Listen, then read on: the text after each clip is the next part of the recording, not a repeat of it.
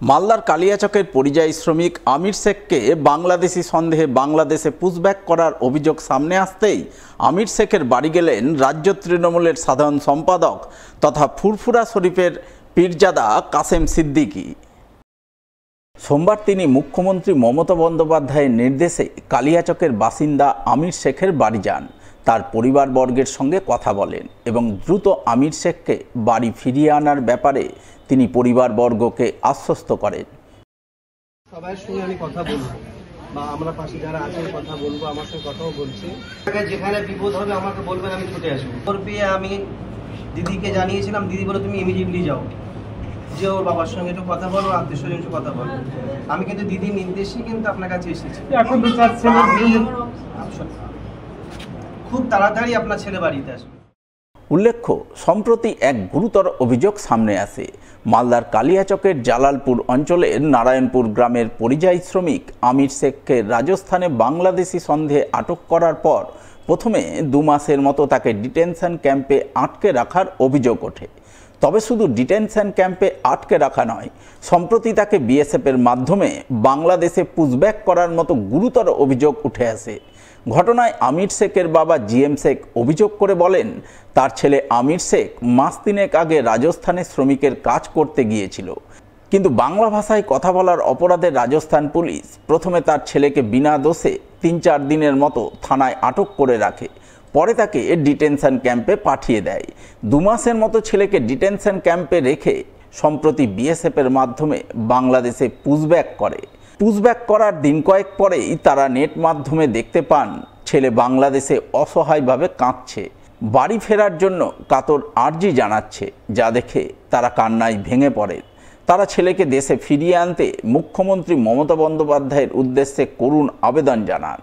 এই খবর জানতে পেরে মুখ্যমন্ত্রী মমতা বন্দ্যোপাধ্যায়ের নির্দেশে রাজ্য তৃণমূলের সাধারণ সম্পাদক তথা ফুরফুরা শরীফের পীরজাদা কাসেম সিদ্দিকী সোমবার কালিয়াচকের বাসিন্দা আমির শেখের বাড়ি যান।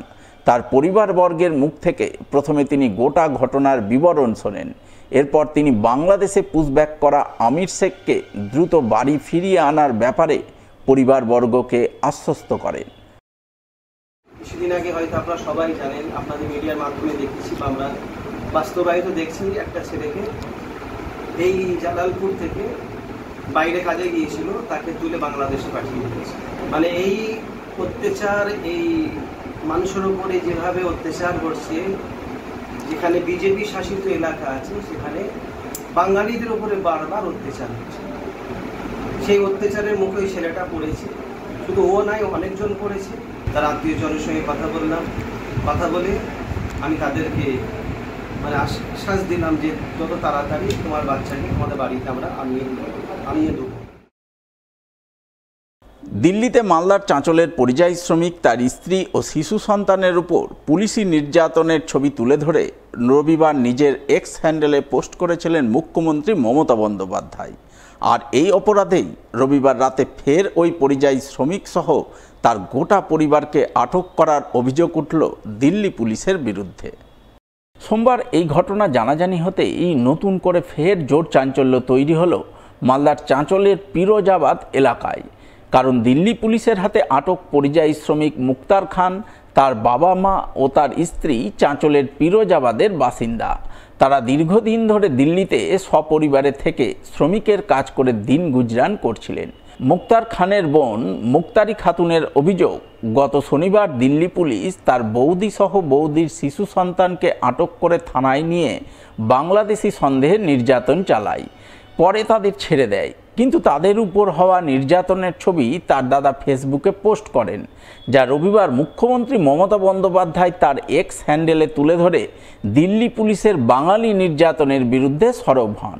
আর এরপরেই রবিবার রাত 9টা নাগাদ ফের দিল্লি পুলিশ তার দাদা, বৌদি এবং বাবা মাকে আটক করে থানায় নিয়ে যায়। সোমবার সকাল পর্যন্ত তাদের থানাতে আটক করে রাখা হয়েছে বলে জানতে পারছেন, কিন্তু কী কারণে আটক সেই ব্যাপারে দিল্লি পুলিশ তাদের কিছুই জানাচ্ছে না। তাই দিল্লিতে আটক পরিবারবর্গের জন্য গভীর দুশ্চিন্তায় রয়েছেন। তাদের দ্রুত মুক্তির দাবি জানিয়ে সোমবার তারা দিল্লি পুলিশের বিরুদ্ধে চাঁচল থানায় লিখিত অভিযোগ দায়ের করেছেন।